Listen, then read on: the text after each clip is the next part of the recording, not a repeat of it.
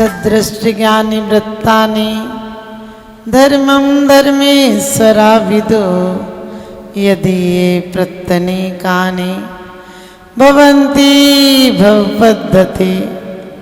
सदृष्टि ज्ञान वृत्तानि धर्मम धर्मेश्वरा विदु। कहते हैं जो धर्म के विदु हैं, जानकार के, उन्होंने क्या है, दर्शन ज्ञान चारित्र को धर्म कहा।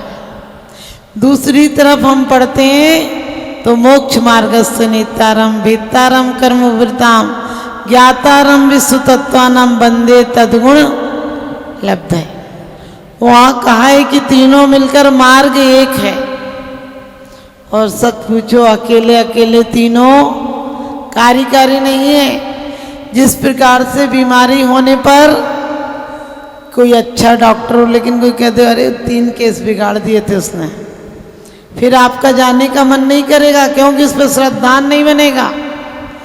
और कोई कहते हम तो उसकी दवाई ले रहे हैं, यही दवाई हमें दे रहा है जो तुम्हें बीमारी है, बिल्कुल ठीक नहीं हुआ, बताओ तुम्हें दवाई खाने का मन करेगा? नहीं करेगा। लेकिन कोई कहे अरे यही दवाई यही बीमारी मुझे थी, इससे ज़्यादा थी, लेकिन मैंने तो गोली खाई और ठीक हो गई। तो ध्यान रखना, श्रद्धान भी चाहिए, ज्ञान भी चाहिए। डॉक्टर क्या कहता है, ये गोली 1 लेना, ये 2 लेना, ये दूध के साथ लेना, ये पानी के साथ लेना। आपने ज्ञान तो कर लिया और चारित्र नहीं किया। कहने लगे अरे 4 बार कौन खाए, 1 बार में खा लो सारे, तो क्या होगा, रोग की जगह रोगी और चला जाएगा। इसी प्रकार से हमारे आचार्यों ने कहा तीनों यदि समीचीन हैं, दर्शन ज्ञान चारित्र से भी नहीं होता है, ये खोटे भी होते हैं और समीचीन भी। ऐसे मिथ्याद्रग ज्ञान चरण बस भ्रमत भरत दुख जन्म मर। आज तक हमारे अंदर अनादि मिथ्या तो है ही, अनादि काल से मिथ्यात्व तो आ ही रहा है। यदि मिथ्यात्व नहीं होता तो ये पक्का है हम नारी जाति में पैदा नहीं होते। यदि मिथ्यात्व है, लेकिन वो मिथ्यात्व भी हमें घबराने की बात नहीं है, क्योंकि आज ये पता है कि परमेष्टि से ही कल्याण होगा। 7 तत्वों को जाने, विन जाने ते दोष गुणन को कैसे तजिए गइए। कहते हैं 7 तत्व को जानो, उसमें से भी आश्रम और बंध को हे जानो, संबर निर्जरा को उपादेय जानो, और मोक्ष को सर्वता पूर्णता उपादेय मानो। और जीव द्रव्य कैसा है जानने योग्य है, उसे जानने के बाद कोई परपरिणति में भूल नहीं होती। अंगुली माल के बारे में आता है कि बुद्ध उधर जा रहे थे, लोगों ने कहा आप मत जाना, उधर एक बहुत दुष्ट क्रूर व्यक्ति रहता है। और कहते वो उधर कहने लगे यदि जो रास्ता मना करे वहाँ भी संत डर जाए तो क्या मतलब, मरना तो कल और आज में क्या फर्क पड़ता है। और उधर चले गए। अंगुली माल ने हंसकर कहा तुझे पता नहीं? उन्होंने कहा पता है। कहने लगे इतने लोगों की माला मैं पहने हूँ और तुझे मार कर पहन लूँगा। उनने कहा मार देना, लेकिन एक छोटा सा काम मेरा कर देना। और कहते हैं कि उन्होंने कहा ये जो पेड़ में से एक डाली तोड़ लाओ। उसने लिया फरसे से और पूरी शाखा की शाखा तोड़ दी। उनने कहा अरे इतना मेहनत क्यों की, हमने तो एक छोटी डाल तोड़ने के लिए कहा था, छोटी सी पत्ते की टहनी तोड़ लाते, तुमने तो पूरी तना शाखा तोड़ दी। तो वो कहते हैं उन्होंने जब कहा तुमने शाखा तोड़ दी, क्यों तोड़ दी? उनने कहा अरे तोड़ दी तो क्या फर्क पड़ता है? उनने की फर्क बहुत पड़ता है, कम से कम अब तुम इतना सा काम मेरा और कर दो, फिर मार देना। जिससे तोड़ कर लाए उस पर वापिस जोड़ आओ। अब उसे तो पता था जोड़ी तो जा नहीं सकती, तोड़ी तो आसानी से जा सकती है। और वो कहने लगा ये काम तो नहीं हो सकता है। तो बुद्ध ने कहा फिर ये काम तो कोई नादान भी कर देगा, क्या तुम बलशाली हो? एक बच्चे को भी कहो वो भी डाल तोड़ लाएगा। यदि तुम वाकई में बलशाली हो तो डाल को वापस जोड़ दो। वो कहने लगा नहीं जोड़ी जा सकती है। उसने कहा दुनिया के जीव दुनिया को मारते हैं, एक दूसरे जीव दूसरे का घात करते हैं, कोई बड़ी बात नहीं है। यदि तुम किसी के जीवन देने का काम करो तो मैं तुम्हें सच्चा बहादुर मानूं। और कहते हैं उसके अंदर हृदय परिवर्तन हुआ कि वास्तव में मेरा वहम था कि मैं कुछ कर सकता हूँ, मैं इतना सा काम नहीं कर सकता। इसी प्रकार से बुद्ध वो संत हो गया, उसका हृदय परिवर्तन हुआ और वो संत हो गया। ऐसे ही एक बार की बात, बुद्ध के पास एक और व्यक्ति आया और कहने लगा मैं बहुत अमीर हूँ, तुम जो चाहो वो कर सकता हूँ। उन्होंने कही तुम अमीर तो दिख नहीं रहे। कहने लगे दिखता नहीं तो क्या, घर पर है, आप सच बताना हमारी अमीरी दिखती है क्या? हमारी आपकी किसी के पास जो भी दौलत होगी वो दिखती क्या? नहीं दिखती है।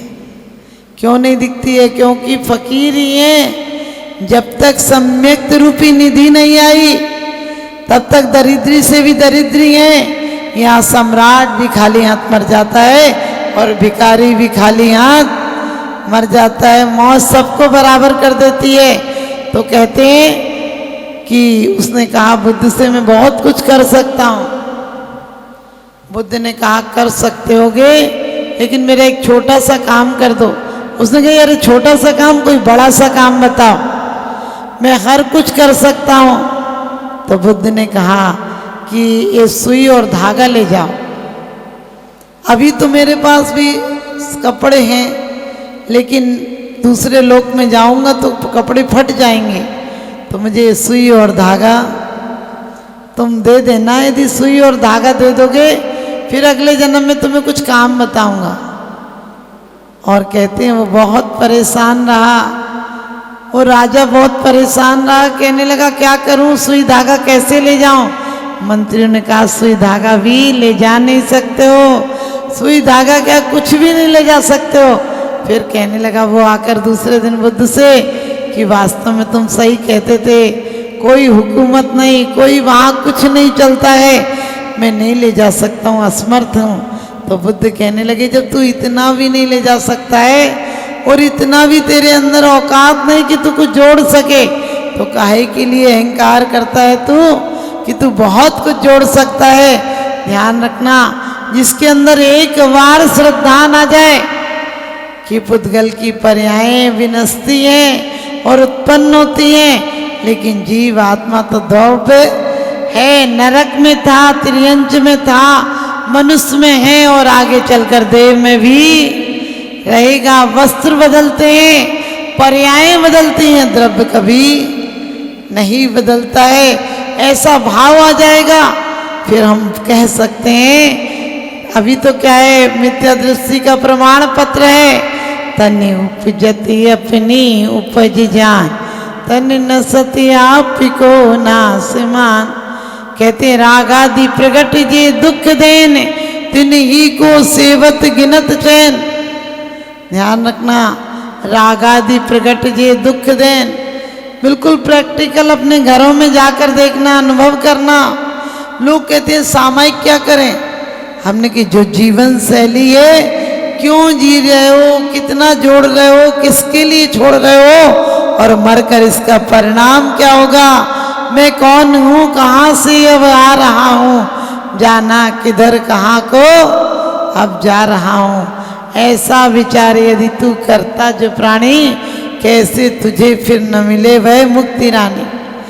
एक बार भी विचार करता, हम आप जितने भी लोग हैं 50 साल के हो गए, 40 साल के हो गए, 60 के हो गए, 60 साल के पहले भी हमारा कोई घर रहा होगा, तिनका ऐसे जोड़ा होगा, एक एक चीज जोड़ी होगी, एक एक से रिश्ता बनाया होगा, हर्ष विषाद मनाया होगा, कलेश किया होगा, आर्तरोध परिणाम किए होंगे, और उसके बाद मरते टाइम हो सकता है कोई पुण्य का उदय आया हो, किसी का अच्छा संयोग मिल गया हो, मंद कसाई रही हो, जो हमें फिर से मनुष्य पर्याय मिल गई है। और लेकिन हमने क्या किया है, इसे पाकर क्या किया है, हमने कोई बड़ा काम नहीं किया।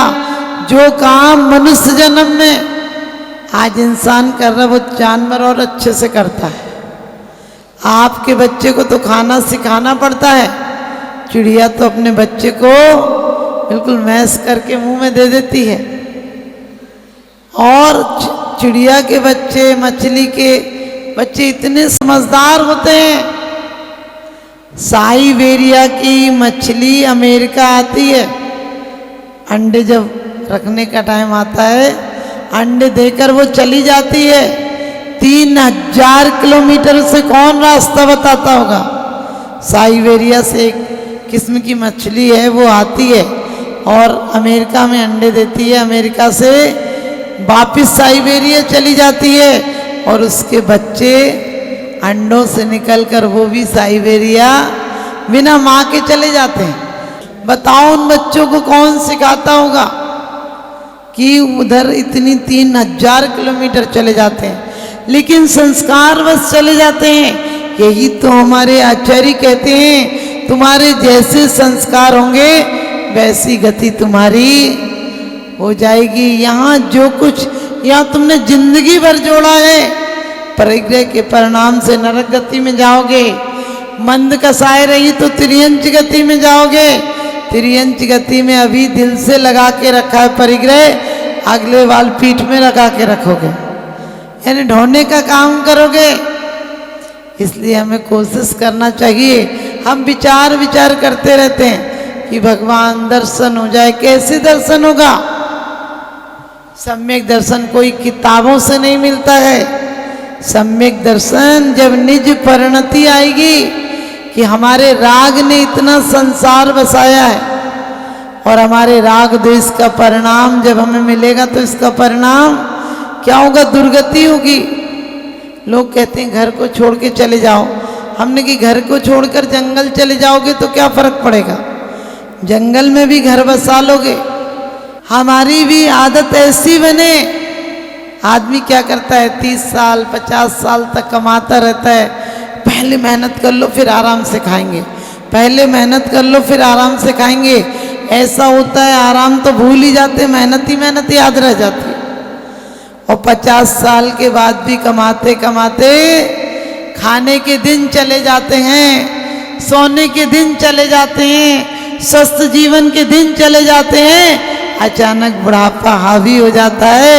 कितने भी ब्यूटी पार्लर जाओ, लेकिन एक दिन कहीं ना कहीं से बुढ़ापा किसी न किसी खिड़की से झांक ही जाएगा। 9 दरवाजे बंद करन पर उड़ गई सोन चिड़ैया, पड़ा रहा सोने का पिंजरा, कोई नहीं पुछैया। कितने बढ़िया से बढ़िया डॉक्टर दिखाओ, लेकिन एक दिन तो डॉक्टर हारेगा और मौत जीत जाएगी। आयाती नाम का एक इस्लाम में शासक हुआ। कहते हैं आयाती की राजा की 1000 वर्ष उम्र थी। रॉक गार्डन या कोई सा है, वो 7 मंजिल का है, वो बहुत अच्छा। तो उसकी अभी यानी 150 साल पहले, 100 साल पहले भी कितनी 200 रानियाँ थी। उसने जो इसने बनाया वो बगीचा, उसकी 200 रानियाँ थी।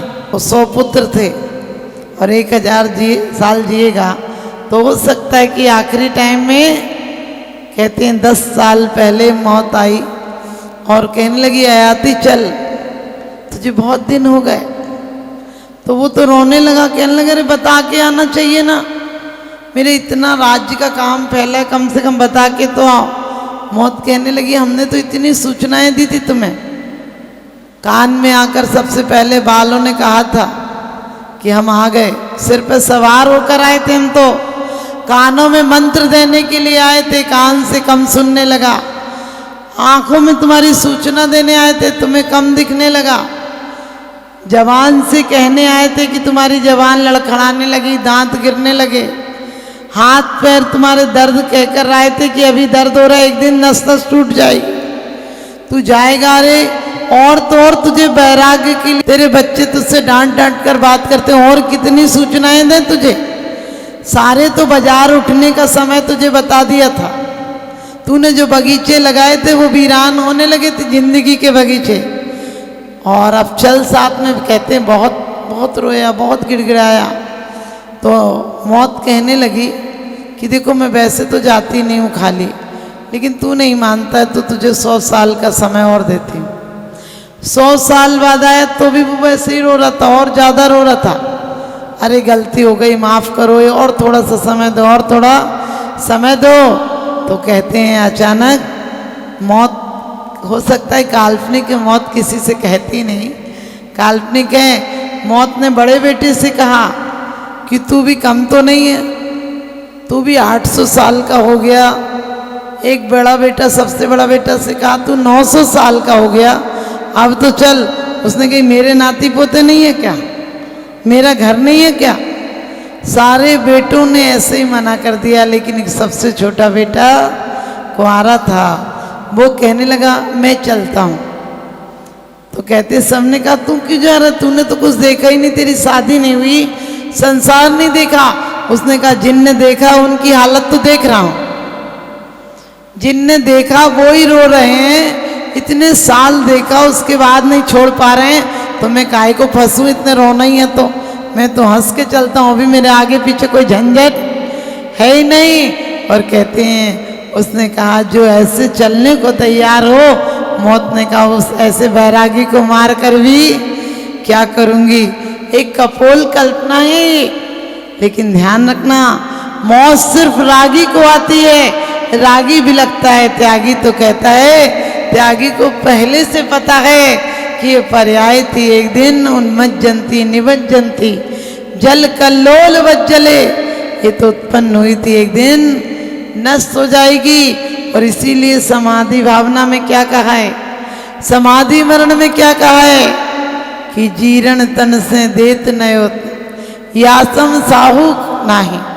कहते तुझे जीर्ण वस्त्र से, फटे पुराने वस्त्र से, टूटी बस्ती से, टूटी झोपड़ी से अब तुझे महल मिलेंगे, लेकिन सम्यक दृष्टि तो वो महल भी नहीं चाहता है। विचार करके देखना, 2 रोटी गरीब भी खाता है, 2 रोटी अमीर भी खाता है। अमीर हो सकता है मेहनत नहीं करता तो भूख ही नहीं लगती हो, जबरदस्ती गोलियां खा खा के रोटी पचाता हो।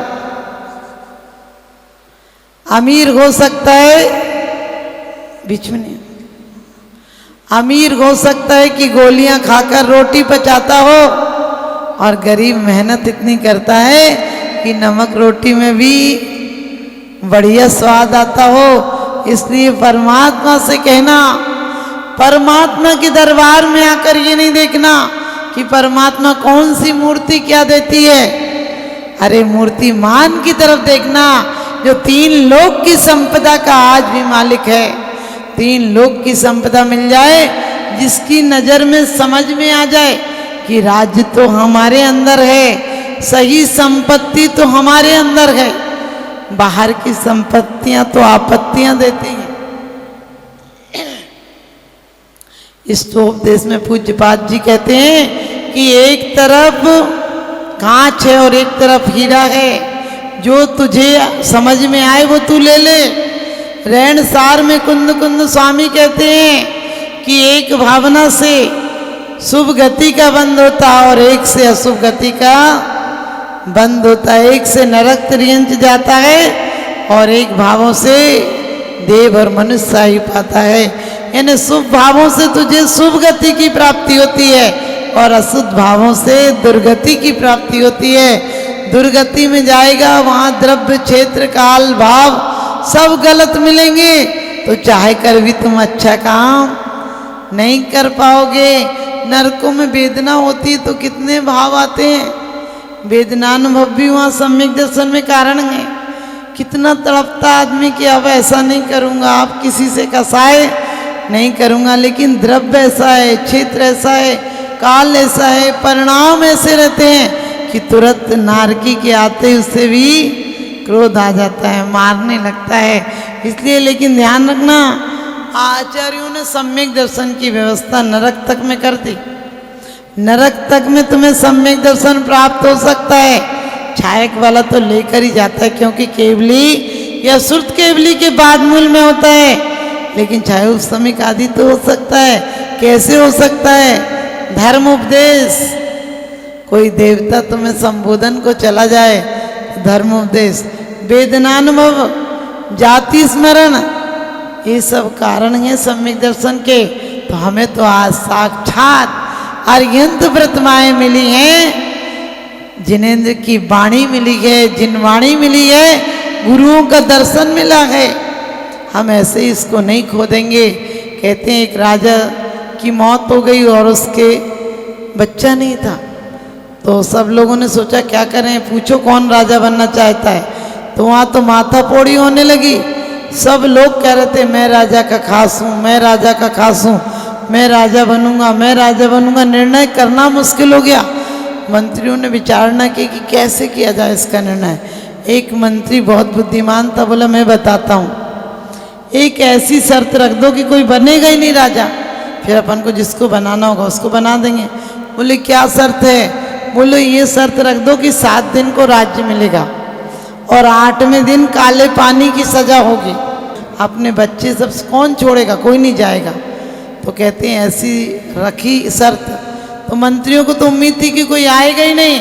वहाँ तो उल्टा हुआ, तब भी सब तैयार हो गए। अब 7-7 दिन की लिस्ट बनी, 8वें दिन जाना होता था। सब लोग रोते थे। एक दिन एक का नंबर आया, वो रो नहीं रहा था, वो आराम से खुश था। लोगों ने आकर उससे कहा कि क्यों तुम्हें पता नहीं आज तुम्हें काली पानी की सजा दी जाएगी? उसने कहा पता है। तो कहने लगा तुम रो नहीं रहे हो, तुम्हें सदमा है क्या? बोले नहीं मुझे पता था। तो बोले सब रोते थे, तुम क्यों नहीं रो रहे? बोले सब भूल जाते थे 7 दिन में कि 7 दिन को राज्य मिला है। मुझे 7 दिन पता था कि ये 7 दिन को राज्य मिला है, इसलिए उस पार भी मैंने अपने जहाज भेज रखे हैं। 7 दिन की सत्ता में मैंने सत्ता का सही उपयोग किया है। मैंने यहाँ की बहुत बड़ी रकम, बहुत बड़ा धन दौलत और सारा व्यवस्था 7 दिन के अंदर उधर कर दी है। जैसे ये लोग मुझे नदी के किनारे छोड़ेंगे, थोड़ा सा चलूँगा और मैं अपने घर, अपने महल पहुँच जाऊँगा। वहाँ पत्नी भी भेज दी, पिताजी भी भेज दिए, माँ भी भेज दी, दादा दादी सारे भेज दिए, संपत्ति भेज दी। अब रोने की क्या बात है? अब तो मुझे देश निकाला भी देंगे, तो इससे सुंदर देश मैंने वहाँ बना दिया है। आप समझ गए, सम्यक दृष्टि भी ऐसे ही करता है। जब तक सत्ता, हुकूमत, मन, वचन, काया मिली है, तब तक इस काया के द्वारा उस पार घर बना देता है। उसे रोने की जरूरत नहीं पड़ती है। अपने अरिहंत पिताजी के पास जाता है, सिद्ध दादाजी के पास जाता है, जिनवाणी माँ के साथ जाता है और अपनी मुक्ति सुंदरी के साथ शाश्वत निवास करता है। उसे इस देह और ईंट चूने के मकान तो आज नहीं तो 1000 साल में ढह जाएंगे, 1000 नहीं तो 5000 वर्ष में ढह जाएंगे, लेकिन वो एक बार शाश्वत देह मिलती है और वो मिलती है सिर्फ दर्शन, ज्ञान, चारित्र के द्वारा। वो मिलती है इन सांसों की ईंटों के द्वारा। नरक की भट्टियां भी बना सकते हो, स्वर्ग के महल भी तैयार कर सकते हो। इस शरीर के द्वारा, इस गारे के द्वारा, ये जो भी हम लिक्विड लेते हैं वो गारे का काम करता है। हम पक्के मकान भी बना सकते हैं और हम कत्ल खाने भी खुलवा सकते हैं। तो हमें आरंभ पाप की किसी को शिक्षा नहीं देनी है। कोई अपना हो तो भी कहो पहले से जीव ना पड़े, ऐसे काम करना। तो आप लोग थोड़े से प्रयास करेंगे तो आपके व्रत हो जाएंगे। हम कहते हैं व्रत का मतलब क्या? उपवास कर लेना। उपवास अकेला व्रत नहीं है। उपवास भी क्या कहता है? अपने अंदर वास करना। अपन उपवास के दिन भी तेरी मेरी बहुत करते फिरते हैं। तूने और क्या करी? आज सोचा उपवास है, तेरे पास बैठने आ जाऊं। अरे अपने पास बैठो ना, सारा समय दूसरे में क्यों गंवाते हो? तो यही कहूँगी कि उस मकान में नहीं जाना है। आदमी का जिस्म क्या है? जिस पे सैदा है, जहाँ एक मिट्टी की इमारत, एक मामूली मकान, खून इसमें गारा है और ईंट इसमें हड्डियाँ और चंद सांसों पर टिका है। एक हमामी नूर जहाँ मौत की झकझोर आंधी जिस दिन भी टकराएगी, दम की दम से इमारत टूट कर गिर जाएगी। और कहते हैं जब तक श्वास नहीं थक जाए तुम अपना इतिहास बना लो, जब तक आस नहीं थक जाए तुम अपना विश्वास जमा लो।